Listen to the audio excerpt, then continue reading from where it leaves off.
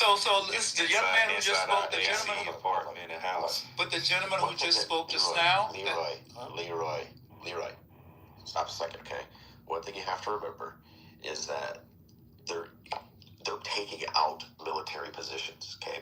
Now what they have to do is regain intelligence. It takes time. If we just go in and completely indiscriminately bomb everything, we can end this in a hurry, but we kill a lot of people. We're trying not to do that. So what we do is we go take out what we know, we let them fire some missiles, we gain intelligence, and guess what we do? We continue to attack. It's a slower process, but you devastate them this way as long as possible before you ever put boots on the ground, because you want to eliminate as much of the catastrophic damage as you can, because let's be real, I believe that they're holding a hell of a lot of these drones back until we do that, because they go, oh, we'll just send 1,000 of them at them, and even if we only kill 5 people, it'll be a win for them. Doesn't matter how many we kill in return. They don't care. They want the moral victory. What everybody's forgetting is what they've been saying for 47 years. Death to America. So I have to ask, was there no imminent threat? Have they attacked Americans in the past?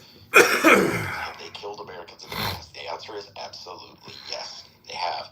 That's an imminent threat. May not be domestically. The reason it's not an imminent threat domestically is because we have what's called the safest border. We've got large oceans on both.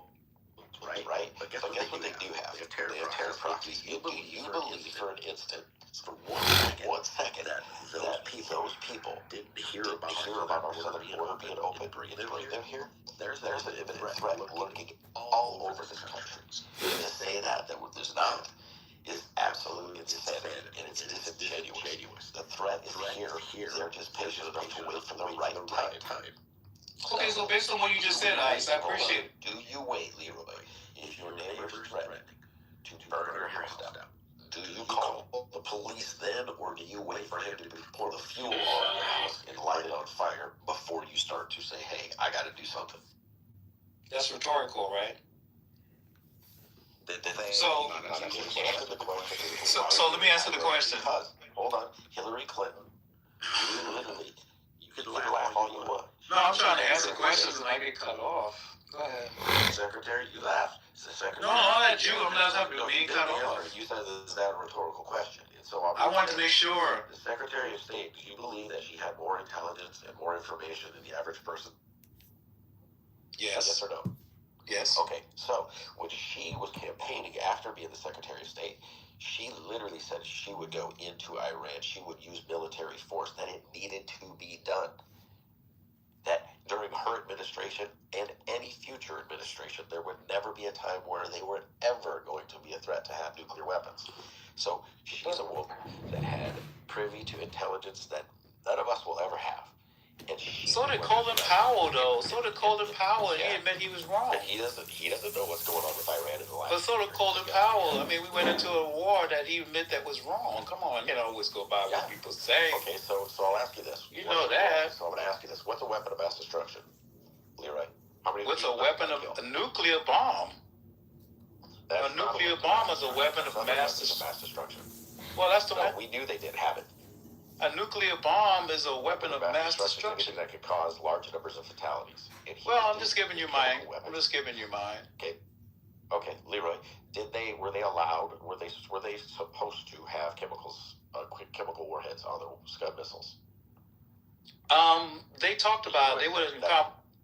But wait, they were talking about that. They had an agreement and conversations with so Trump and the Iranian people were in conversations about an agreement not to. Powell, we're going to talk about all these dumb wars and everything else we got in because. But wait, you asked me, bro. Listen, I thought my question was, let's agree with you guys. Let me say, I'm not really against with a lot of things you're saying, and I think the answers that you gave, they're not going to be able to do it all as quickly as I would have liked. And I think that the solution that someone asked me, I said boots on the ground, and someone said no, give them time, and they're going to, methodically, surgically work this thing out. I think that's the best response to the problem. Yeah. I think that's what you guys have already said. The fact that you guys can go down the rabbit hole is not the issue anymore. It's how to solve this problem. That's all I was talking about. Okay, the rabbit hole conversation is, I can't argue that. Iran? Right. So what happens in a country where you have a dictator and the people or the media or other people it is to them when they speak out against the, let's just they say, get killed, they get destroyed. They get killed. Okay, so right. They have what's believed to be a unity. Their military is, we're doing what we're told, and there's no question about it, right? But in America, what we have is we have a divided country fighting about it on political lines because they believe that their party is on one side and the other party is on the other. But all presidents have said since the IRGC took over that we need to stop them, that they're an issue. But only one president has had the balls to say, we're going to put an end to it. We're going to put an end to your threats and your chance of death to America. Now, there's more to it. There's strategic play, okay? But everything about this has needed to be done for a long time. Fair to say that? I heard that was said. It needed to be taken care of a long time ago. I heard that. And do you agree that it's better to take care of it before now? It is said that Iran even said we were within weeks of having 11 nuclear weapons. Okay. So I agree that. Oh, let you ask a question. I don't know if this was the time to do it. That's my point. I don't know if the preparations. I don't think the preparations for dealing with it is not going well. I think to do it is. So it needed to be done. It needed to be done, but I think the preparation sucks. Okay, so here I would just say you're right. Let's say that the preparation sucks. Now's not the time. But let's play the devil's advocate for a second here. Say Iran's not lying. If they were 2 to 3 weeks away, like they're claiming, is the best time to do it 2 to 3 weeks because they don't have a missile that can strike us. But do their allies? Do they have missiles that they could give or that Iran could purchase that could strike America? Okay, so why did Trump say weeks back that they had already destroyed? Why did he say they already destroyed their nuclear missile capabilities? He said that wholeheartedly and say we have knocked out their abilities to because they can. He said that. He said he had already solved the problem. No, he said that he knocked it out, but that doesn't mean they can't rebuild it. How fast was it going to be rebuilt in that? Since then, it wasn't so long ago. It wasn't so long ago he said that. Exactly why they weren't going to build it, and they weren't going to build it now. Exactly why they went back. Go on Google. Can you go on Google and tell me how deep a bunker buster bomb goes? It doesn't make sense. It doesn't add up though. But Leroy, listen. Okay, but Leroy, are you saying that? I'm just asking Leroy a quick question. Leroy, you're just bouncing from excuse to excuse. This was not the. You said this is not. Really? Wasn't the time. Leroy, are you saying this? I don't think was the time, or are you saying it because Trump is doing it? Thank you. Would it have been a time? Thank you. Would it have been a? Would it have been a time if it was Obama? Yeah, that's a good question. That's a good question. May I answer, please? Yeah, go ahead. Okay. Go ahead. I want you to answer. I think it needed to be done by any president, but I think that you have to prepare on how to do it. So right now, the way he did it, and it's reckless, and it's not planned well, and that's not when you don't have a good plan for how you're going to stay in control. It's a bad timing. Okay. That's what I'm talking about. So that's my context. No, but that's my context. I disagree. They spent about a month and a half. Hold on. Right, Karisman, keep going. Guys, he wants it to be publicly discussed for 2 months. Nobody said publicly. Shut up. That's not Leroy, hold on. honest. Do you believe that if Trump has a specific deadline, that he should come out and tell the media, Congress, and the whole world, and Iran, here's the deal, we're coming in and we're striking on this day, and we are going to stop all operations on X day? Do you think that is a good plan or a bad plan to tell them what your plan is?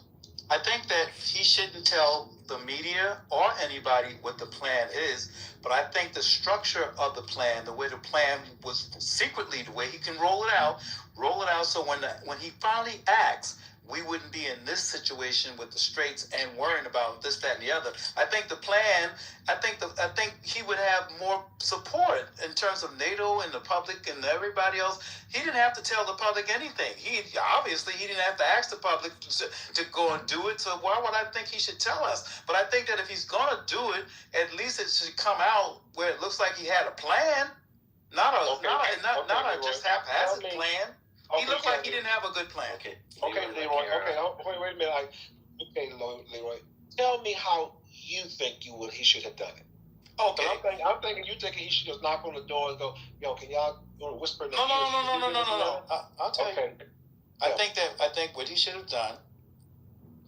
I think that he should have sat down with NATO's. I think he should have sat down with people who are aligned with us. I think he should have sat down with everybody, get everybody on board, because this was not just a two country operation. This is a more than one country operation to solve this problem. I think it's a bigger problem. But wait. No. You got your allies. The more people you tell, the more. Listen, you asked me. Can I finish my thought? Let him finish. Go ahead. So I think I would have wanted to get the ones who are on board with me, who all parties are interest, get them on board, get a good plan together. Even secure the Straits, get everything, foresight everything, right? And then when you bust out, they don't have a chance. They won't even have a chance to even come out their rat hole. They would be like, oh shit, fuck, we can't do anything. So you cover all of your spots. That makes no sense, Leroy. I just told you that's military. That's strong military planning right there. Leroy, this is why you get messed over in being a president. If you would have so I know you old enough to know that there's leakage. Someone's going to blow a whistleblower. Someone is going to let them know ahead of time. He wants more than leakage, bro. He wants more than leakage. So that's what y'all think would have happened, really? I think my plan was better. I think my plan Straits. I would take a chance with leakage and no support at all, though. We heard you. He wanted the Straits to be secured before they attack. So if they go out and secure the Straits, obviously going to go into hiding. Right, so now you hide the heads of the state. You haven't prepared it, because all it takes is one simple leak. We know this. We know there's a lot of cowards in Europe that are piss poor leaders. Their countries aren't helping Ukraine, but yet Russia's the threat at their doorstep. So this is who you have leading in Europe. This is why Europe, at one point, almost was conquered. And you know what? Why it could be again. And this is why they need the leadership. You need leadership that doesn't make popular decisions. They make the right decisions. And I'm going to tell you something. If you don't believe that our military leaders had a plan for going into Iran for the last 30 years, and that plan is ever changing, you're absolutely crazy. These generals do nothing. When they're there, their job is to be prepared at any moment for the call from the president to either defend or attack based on something that they don't know themselves. They didn't have a good prepared plan.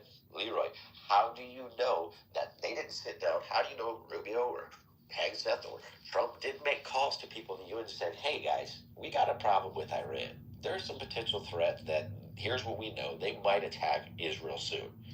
And they were like, no, we don't want to get involved. No, we don't want to get involved. So do you go to the world and they come out and tell them all, we tried talking to the UN. They don't want to get involved with Iran because they're scared of the ramifications of a war growing. So we're going to do this, but we'll let you know when. No, we don't. But you know what? Your point. We don't talk about the UN being pussies. What do? We handled it back channel. They know already the UN was not going to get involved at all. But you know what? Guess what else Hillary and other presidents all said? You stand with your allies. So if your allies, we heard a Democrat congressman said Israel, there was an imminent threat. Not here in America. So let your allies get leveled by Israel, who wants to commit genocide, who wants to wipe them off of the face of the earth. Let's let that happen to our allies and see who stands with America ever again. No, I get you. I mean, listen, all I'm saying is that the premise you got to keep in mind, right? These are not the premise behind why he said he went in there. That premise changed about 15, 20 times. The premise was never like. See, you guys are giving the same consistent premise. You know how many and this administration said why they went in there? It'll make your head. It'll make your head. It'll make your head spin. Wait. It would literally make your head spin. Leroy, tell us one or two that you think that he reneged on. Go for it. Which two do you think he isn't held to? He said that there was an imminent threat. Some of the people said it was. He said that. Wait. Marco Rubio said, "Oh, we knew that Israel was going to attack, and if Israel attacked, he was going to attack our stuff." Well, naturally, I mean, what do you think is going to happen if they're attacked? They're going to attack back, you know. But that was another premise. Then it was another premise. Oh, they rigging up the nuclear bomb. So there's another premise. Then it was another premise. Oh, Trump said they were coming after me, and I was going to get them first. He just give you. Dude, I don't know how you I got it. Let me respond. Jesus Christ, there's so many premises. Topics all under the same umbrella. Yeah, Dude, there are too many separate premises. Crazy. It sounds crazy. Go ahead. Let me respond to this because we've hit the imminent threat multiple times. First of all, what Rubio said was it wasn't about attacking yes or no. It was about the moment of attack. Okay? The intelligence that the Israelis got was actually from the CIA. So the CIA told Israel that they were going to have a meeting that was above ground. And so that was a perfect moment for them to attack. It was our intelligence that gave them that information. They said, well, we're going to hit that spot. And then that at the same time. That's what Rubio said. And it was twisted into, oh, well, we weren't going to attack, but they attacked. So we did it because of them. That's not true. He had multiple press conferences where he debunked that narrative. But the imminent attack, I talk to Iranians every day. My friend called from Sweden while we were talking about were they going to attack, not going to attack. He said Iran was going to attack. He said Iran is getting ready to attack. So we've been talking about this for weeks. Lee has said that one of their mistakes in the 12-day war is that they waited. They negotiated and they waited and they got, caught flat-footed. So one thing that they were getting their people ready for was they were going to attack. So whether it was a bluff or not, it was enough for us to say, okay, you're bluffing, we're going to call your bluff. Now we're going to attack because you are showing us an imminent threat. So everything Trump said is legit. Yes, and Saman, let me ask you, so is it true that they knew there was an imminent threat, yes or no? Absolutely. Okay, so now, yes, there was to Israel, actually a Democrat senator actually who came out and said that, yes, there was an imminent threat there. So there was. It was that line, right? So is it true that Trump said in January, I think it was the 12th or 13th, that, hey, help is coming to the people of Iran to stand strong, help is coming, That's exactly. We're on our way. Exactly. Did he say it? Did he say it? Yes, he did. Okay, so guess what? So he said those two things, right? So he warned. Was he having negotiations? He tried negotiating, correct? They were sitting at tables negotiating. We were all aware of that. So all these things happened. Now, if I'm going to negotiate with somebody and they want to start playing games, and you know they're not going to meet where you want to be, you don't need to wait. We already know what we're going to do. We're going to strike before you need to. I need to hit the knockout blow before you're even prepared for it. When your jaw's hanging, that's when I hit it. That way you're knocked out, right? I don't let you clench your jaw, get your mouthpiece in, get your headgear on. That's not what we do. So Trump, if anybody's watched Trump negotiate, this is what he's done with everybody. All right, we'll talk for a couple. The hell, we're done talking. Done. It's over. No more. That's what he's done universally. But all these things you talked about are things that he's still fighting for. So just the simple fact that he gave 3 or 4 different reasons, we don't just take one reason and say we're going to go in and start bombing the hell out of somebody. He had multiple reasons. They knew they were trying to kill him. Iran openly said they were going to kill him. When somebody says they're going to kill your president, you go take care of it. You cut the head off of that snake. Fair? Yeah. Okay. I mean, listen. If you want to fight, He should wait. He should wait until after he did. If you want to force around. if you want to force a square into a round circle, you can try, but the number of various confusions behind it is why it's confusing now, and why NATO is not supporting him, because they don't trust where he stands. All those could be an accommodation. All those can be valid, but now you have a whole group of a bunch of countries like, nah, I ain't fucking with him because I don't know how this guy roll. I don't want to roll like him. So now you got all these heads of countries that don't want to fuck with him. You can say fuck them, but they're a country too, and they got a military, and they have interests, and they don't want their shit fucked with. So that's he didn't do a good job at lining up with the people who support him. Trump said. Trump that's the problem, man. Trump told all the NATO niggas, listen. We don't need you. We don't need you. No. That's what he's saying now. Hold on. Because you know that from your own upbringing, that if your cousin fighting, it don't matter the reason why he fighting. You jump in and you fight. That's culture. So the fact that we've been looking out for these folks all this time, and then when it's time to fight, now y'all bitch ass niggas don't want to fight. Yeah, but that got to do with the situation. And you haven't been paying. And I done put all this money. I done put all this money in your country all these years, and now you don't want to fight when it's time to. When these niggas live closer to you than they do me. But that's not the problem now. It is the problem. No, the problem is you cause the problem when they don't want to fight. That's the problem. Exactly. That's the. They don't want to fuck with you because you didn't do the shit right. No. You created a problem where I want to fuck. Hold on, Leroy. Because listen, why if he ain't doing shit right, then why are all of the European countries saying now we need to get the Muslims out? You see, it took for somebody like Trump to step up and say, this shit is wrong. I don't give a fuck what y'all think. Y'all niggas operating in a lab using economic theories when all of this shit is wrong. Everybody said that the prices was going to shoot through the roofs with the tariffs. It didn't happen. Everybody said that the gas prices are going to go up. It just happened because of a war. But prior to that, it didn't happen. He proved every single person wrong. So now the world is looking at him saying, oh shit, the prices are dropping. Shit. The country is actually coming back to a stable place because we're not paying for everybody. We're not paying for people all around the world. We're not paying for people here who shouldn't get it. Maybe this is something different.